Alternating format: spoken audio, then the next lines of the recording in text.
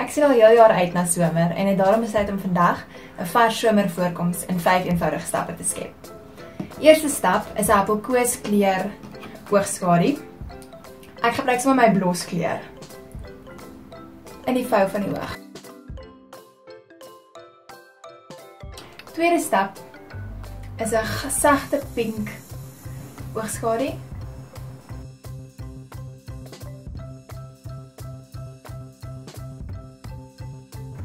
Dan vir 'n klein bietjie oogpotlood onder my oog. Ek sit dit teen die worteltjie van die haartjies op en net so 2/3 in die oog in. Dan net om my oog so 'n bietjie groter oop te trek, sal ek so 'n klein lyntjie aan die kant so 'n bietjie optrek.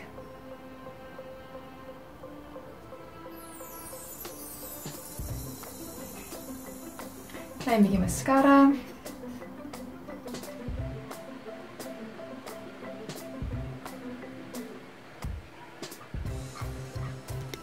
Maak seker jy druk jy wimpers mooi op as jy dit aanwend, sodat hulle groter vertoon en langer.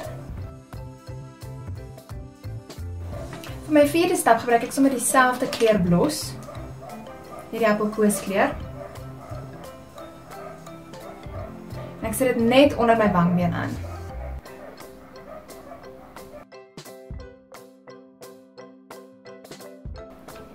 Om dit alles af te rond, gebruik ek 'n komplementerende lipstick, Lipstifie.